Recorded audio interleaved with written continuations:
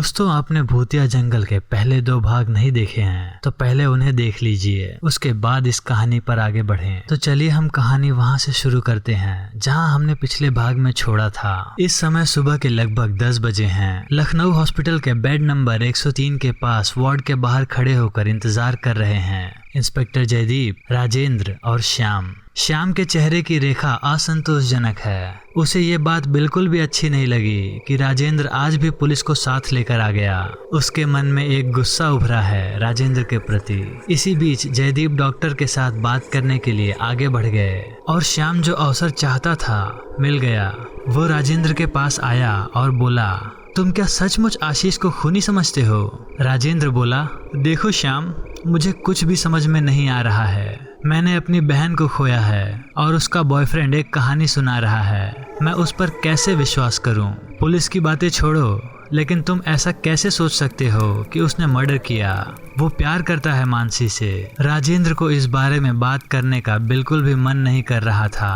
अपने बहन की मृत्यु के बाद किसी के ऊपर विश्वास करना राजेंद्र के लिए मुश्किल है। तभी जयदीप लौट आए। ये देख श्याम ने खुद को संभाला। सब कुछ मनगढ़ंत कहानी है। जयदीप आकर राजेंद्र की तरफ देखकर बोले। ये बात श्याम को अच्छी नहीं लगी। तुरंत ही इंस्पेक्टर से प्रश्न कर बैठा, आप क्या अभी भी एक बीमार डरे हुए लड़के को खूनी सोच रहे हैं? इंस्पेक्टर जयदीप कुछ विचलित से हुए और श्याम के पास जाकर आंख से आंख मिलाकर बोलने लगे, खून चूसने वाले पेड़ मनुष्य की तरह बात करते हैं। ये सब कौन विश्वास करेगा? शायद आपका भाई या तो ड्रग्स के नशे में है इसीलिए ऐसा बोल रहा है, या फिर मर्डर करने के बाद ये सब कहानी बता रहा है। कह देता हूँ, मैं भी उसे छोड़ने वाला नहीं हूँ। उसके ठीक होते ही मैं उसे फिर से वहाँ पर लेकर जाऊँगा, क्योंकि बाकी तीनों के लाश खोज कर लाने होंगे और फिर पोस्टमार्टम होने पर सब कुछ पता चल जाएगा।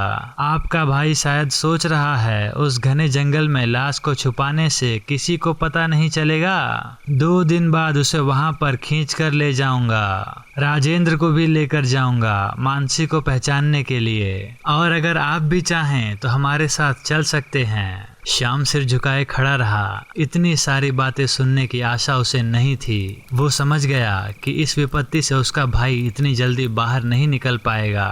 अभी तो बिल्कुल भी नहीं। उसके घर से किसी ने अभी तक पुलिस स्टेशन नहीं देखा है और आज उसके ही भाई पर मर्डर का संदेह है। ये सोचकर ही उसका सर शर्म से फटा जा रहा है। लेकिन नहीं, आशीष को वो अकेला पुलिस के साथ नहीं छोड़ सकता। वो भी उनके साथ उस जंगल में जाएगा और पता लगाएगा कि उस दिन 4 दोस्तों के साथ आखिर क्या हुआ था।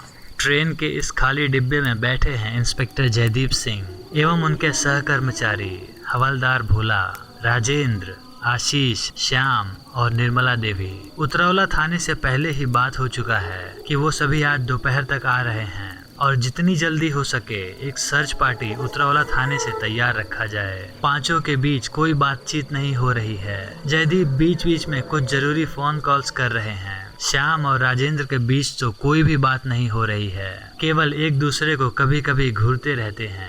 आशीष के मन में एक उथल पुथल मचा हुआ है। वो नहीं चाहता फिर से उस शापित घने जंगल में जाना और फिर से उस तरह के दिन को देखना जहां वो अपने प्यार मानसी को छोड़ आया अपनी जान बचाने के लिए। लेकिन कोई उपाय नहीं है। पुलिस के संदेह तालिका में उसका नाम सबसे ऊपर है। आज वो भी जानना चाहता है उस दिन किसने उस पर हमला किया था। यह सब कुछ उसके मन की भूल है। उसके सभी प्रश्नों के उत्तर छुपे हुए हैं उस जंगल में। पहुंचते पहुंचते दोपहर बीत गया। ठंडी का समय होने के कारण धूप मानो कहीं खो गई है और एक ठंडी हवा चारों तरफ चल रही है। शरीर के भीतर तक कंपा दे रहा है ये ठंडी हवा।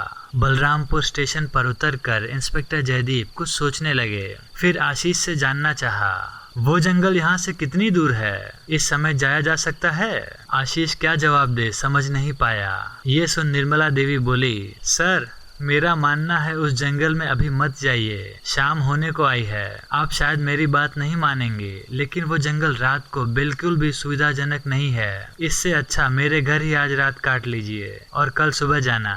सभी ने सोचा था जयदीप शायद निर्मला देवी के बात को नहीं मानेगा, लेकिन कुछ सोचकर कल सुबह ही उन्होंने उस जंगल में जाने का विचार किया। दीवार पर टंगी हुई घड़ी बता रही है इस समय शाम के 6:30 बज रहे हैं। उतरौला थाने के कमरे में बैठकर खिड़की से बाहर देख रहे जयदीप, बाहर कोहरे की नर्म चादर धीरे धीरे शीतकाल के शाम को घेर रही है। आसपास के बाजार व घर सब कुछ इस कोहरे में धीरे धीरे गायब हो रहे हैं। खिड़की से ठंडी हवा आ रही है। थाने के इस कमरे में जयदीप ने जोर से एक सांस लिया।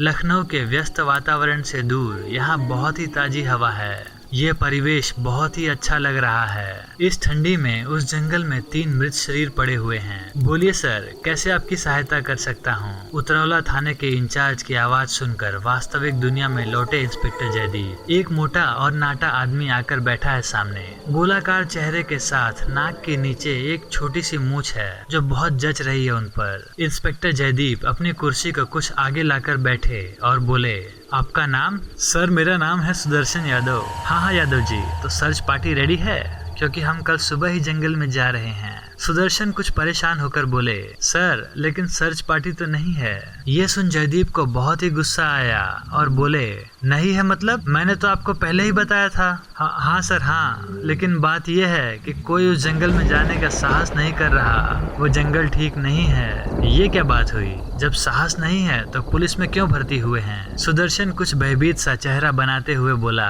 उस जंगल के अभिशाप की बात यहाँ के लोगों में प्रचलित है, इसीलिए कोई उधर जाना नहीं चाहता। जयदीप आग बबूला होकर बोले, अभिशाप गया तेल लेने और आप पुलिस होकर इन सब बातों पर विश्वास करते हैं? उधर 3 बॉडी न मिलने से एक संभावित खूनी छूट जाएगा, ये आप समझ रहे हैं? ऑलरेडी 3 दिन हो चुका है, सभी बॉडी जंगल में ही पड़ी हुई हैं और अब फालतू अभिशाप की बात कर रहे हैं। सर, एक बार आप बात ठीक से सुन तो लीजिए। सुनिए यादव जी, काम अगर नहीं करना चाहते हैं तो रिटायर हो जाइए। बेवजह उस कुर्सी पर बैठकर सरकार के पैसे मत खाइए। कल सुबह 2 लोगों के साथ तैयार रहिएगा जंगल जाने के लिए, और अगर ऐसा नहीं किया तो आपके विरुद्ध कंप्लेन करने में मैं जरा भी संकोच नहीं करूंगा। फिर मैं भी देखता हूँ आपकी नौकरी को कौन बचाता है। इतना बोलकर थाने से बाहर निकल गया इंस्पेक्टर जयदीप। रात के खाने पर सभी एक साथ ही बैठे। गाँव के इस बड़े से घर में खाने का बोध जयदीप को पहली बार हुआ। वैसे खाना सामान्य ही है, लेकिन इस दुखी मन से भी उन्होंने इतना सब आयोजन किया, उसकी प्रशंसा किए बगैर नहीं रहे जयदीप। बहुत बहुत धन्यवाद आपका निर्मला देवी जी, इस समय अपने रिश्तेदार की तरह रहने देने के लिए। कल सुबह ही हम लोग ये घर खाली कर देंगे। बात करते करते उन्होंने सभी के ऊपर नजर दौड़ाई। आशीष, श्याम और राजेंद्र के बीच कोई बात नहीं हो रही है। हालांकि वो उन लोगों में बात करवाने की चेष्टा भी नहीं करेंगे। उनका काम है सच को उजागर करना और वो वही करेंगे। घड़ी में रात के 10 बज रहे हैं। राजेंद्र खाना समाप्त करके बोला, एक बात जानना था निर्मला देवी जी। कुछ दिन से एक बात कई बार सुन चुका हूँ कि वो जंगल शापित है। वो अभिशाप क्या है, थोड़ा बताइए। निर्मला देवी जी बोली, उस जंगल के बारे में मैं जो भी बोलूंगी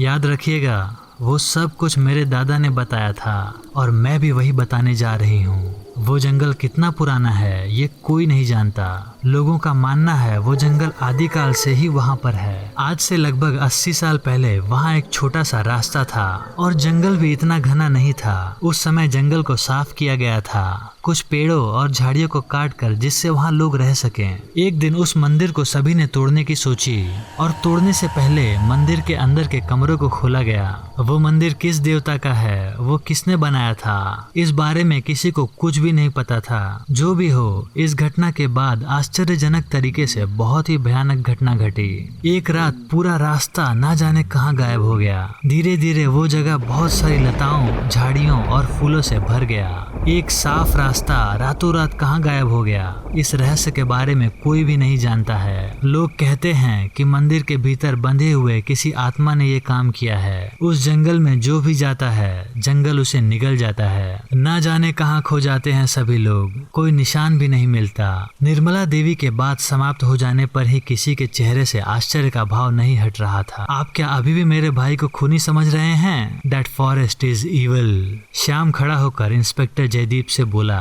इंस्पेक्टर जयदीप को गलत ठहराने की चेष्टा लगातार कर रहे हैं, लेकिन जयदीप के चेहरे पर कोई भी विचलित की रेखा नहीं दिखाई दी। उसके उलट इस प्रश्न का उत्तर न देकर हंसकर बोले, कहानी तो बहुत ही अच्छी है, बहुत ही रोमांचक कहानी है। जो भी हो, मैं जा रहा हूँ अब सोने। कल सुबह हम लोग सर्च पार्टी लेकर जाएंगे बॉडी को लेने। शरीर के मिल जाने पर और उसके पोस्टमार्टम के बाद ही पता चल जाएगा। Good night. सभी एक एक करके अपने रूम में जाने लगे। रात बहुत हो गई है। राजेंद्र अपनी कुर्सी छोड़ जाने वाले ही थे कि देखा आशीष अपनी कुर्सी पर बैठा किसी गहरी सोच में डूबा हुआ है। राजेंद्र एक बार सोचे कि उसे आशीष के साथ कुछ बातें कर लेना चाहिए, लेकिन अगले ही पल अपनी बहन के हंसते हुए चेहरे को सोचकर रुक गए। जिस लड़के ने उनकी बहन का संभवतः मर्डर किया है उसके साथ बात करने की कोई जरूरत नहीं है। राजेंद्र हॉल से निकल जाएंगे। ठीक उसी समय आशीष बोला, भैया सच में मैंने हत्या नहीं की है, मैंने नहीं किया है। वो तो कल सुबह बॉडी मिल जाने के बाद पता चल ही जाएगा। भैया आप समझ नहीं पा रहे हैं, उस जंगल में कुछ ऐसा है जिसकी व्याख्या मैं नहीं कर सकता। सब सोच रहे हैं मैं पागल हो गया हूँ, पर मैं सच बोल रहा हूँ। एकाएक चारों तरफ का वैसा परिवर्तन मैंने इससे पहले कभी नहीं देखा था, और वो भयानक लताएं। और एक बात मैंने किसी को नहीं बताई, आशीष मेरी बहन को क्यों लेकर गए थे? मेरी बहन ही है एकमात्र मेरे लिए इस दुनिया में, और तो कोई भी नहीं है। जो बोलना है कल इंस्पेक्टर सिंह को बोलना, ठीक है? और कोई भी बात ना बोलकर राजेंद्र अपने सोने वाले कमरे की तरफ चले जाते हैं, और जाते समय अस्पष्ट रूप से उन्हें सुनाई दिया कि आशीष अपने मन में ही बड़बड़ा रहा है, लेकिन ये कैसे संभव है? मैंने जो देखा वो तो। राजेंद्र के मन में कुछ बात आई, पर उन्होंने पीछे नहीं देखा और सीधे चले गए। दोस्तों आपको भूतिया जंगल का तीसरा भाग कैसा लगा हमें कमेंट में बताइए। अगर आपको हमारी वीडियो पसंद आई हो तो हमारे चैनल को सब्सक्राइब कर लीजिए। दोस्तों भूतिया जंगल का चौथा भाग जल्द ही आएगा, उसके लिए आप हमारे चैनल को सब्सक्राइब कर लीजिए। तो चलिए मिलते हैं भूतिया जंगल के अगले भाग में। धन्यवाद।